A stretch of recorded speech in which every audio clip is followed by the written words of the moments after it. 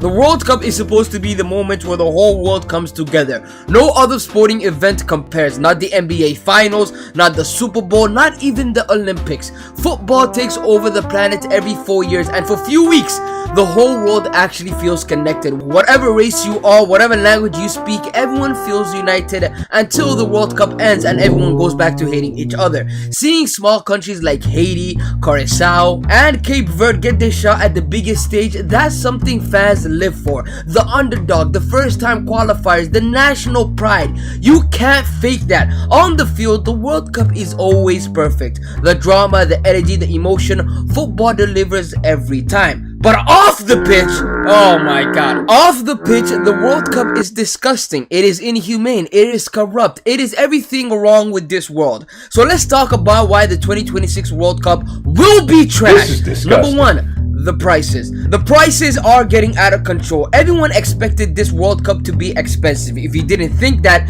congratulations, you must have been dropped as a baby or constantly high. Because America is a money-loving country and FIFA is a money-loving organization. You put those two together, they're gonna create a cash grab, and that's exactly what they're doing. Let's talk about the World Cup tickets. FIFA introduced dynamic pricing, which basically means tickets get more expensive the more people want them, which is just a classic move from FIFA because obviously everyone and their mother wants the World Cup tickets, so that means the prices will go up. Get this.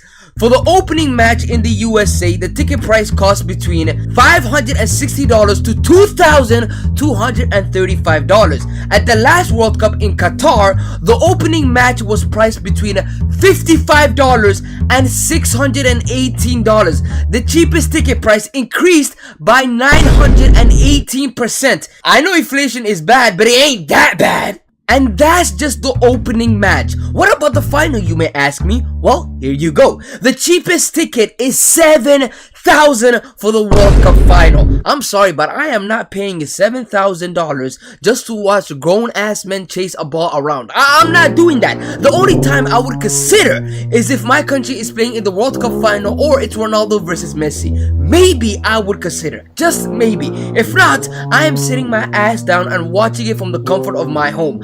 I knew America getting the World Cup was going to lead to this.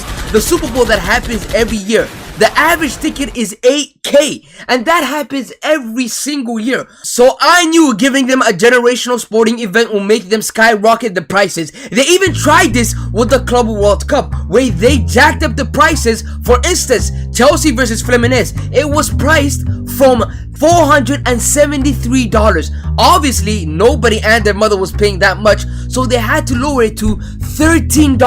They don't care about the game. All they care about is the money. Number two reason why the 2026 World Cup will be trash. The atmosphere will be dead because not everyone will be able to attend. One of the biggest issues with the 2026 World Cup is access, especially for fans from certain countries. The US, Canada, and Mexico all have different visa rules, and depending on where you're from, getting into these countries can be a nightmare. A long wait, strict requirements, or simply being denied are all real options. A country that recently qualified, Haiti, many of their fans won't be able to attend the World Cup because the US has a travel restrictions for them. And for a small team like them not to have their fans, it is a huge disadvantage because their fans will be their 12th man. It's not only Haiti's. Most South American fans will have a difficult time entering the US. We all know the South American fans, the African fans, they bring the vibes. Imagine a World Cup without Brazil, Senegal fans, Caribbean fans, Argentina fans, minus the racism. It won't bring the same vibes or the atmosphere. The World Cup thrives on passion, drums, chant, flags, non-stop noise. I could already tell the atmosphere will be like some NBA type shit. Let's go defense, let's go, like some weak ass chants, and the camera is gonna be panning to people that have nothing to do with the game. I swear, Kim Kardashian will get more airtime than some managers' teams. I promise you that. That is the US culture in a nutshell. Not only will it be difficult for fans to enter the US, but when they do, they have this. Two upcoming sporting events, the Super Bowl and FIFA World Cup, may have a different tone next year. ICE agents will be present for both events in California and in South Florida. Yup, that's right. Not only do you have to sell your left kidney just to attend this World Cup, but you also have to deal with ICE agents who constantly harass people. These guys will be attending the World Cup, and you know what they're there for. They're there to cause trouble, to harass people. I promise you, there's gonna be complete chaos at one of those World Cup games in America. One of those games, maybe during a knockout game. I promise you, before the game even starts, there's gonna be complete chaos.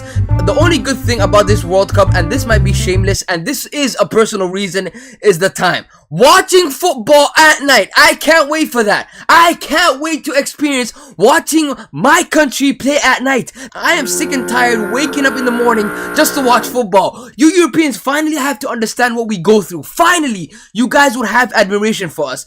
Let's be real, FIFA is a business and the World Cup is its biggest product, led by this Eggman. Today I feel gay. Today I feel disabled. Today I feel a migrant worker. The World Cup gets talked about, the more it feels like the focus is shifting away from the fans who make the event what it is. The prices, the dynamic ticket system, the hospitality packages, it all points towards one direction.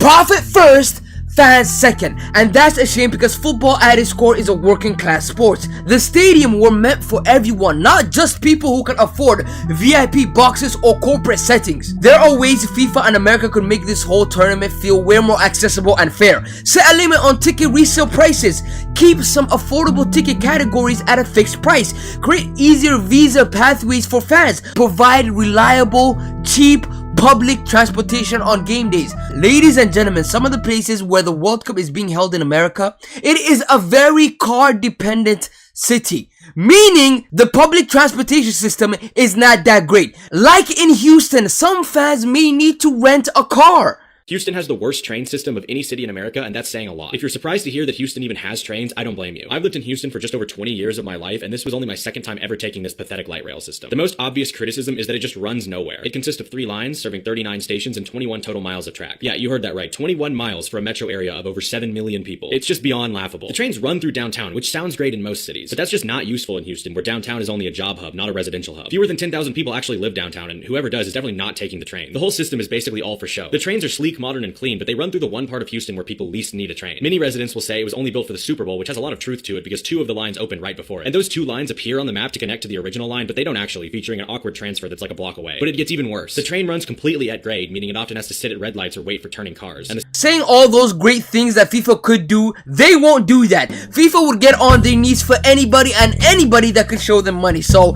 yeah, that is not gonna happen. Make no doubt about it. The 2026 World Cup on the pitch will be beautiful. Football will always deliver the chaos, the drama, the miracle, the heartbreak, and England choking for the 999th time. Football will always deliver on the pitch, but outside the pitch, I don't think football will deliver. That's why I think this World Cup will be trash. Tell me what you guys think in the comment section. Please like, subscribe, and also follow my second channel where I do FIFA career mode. Next video on that is gonna be White versus Black FC. So I'll see you there.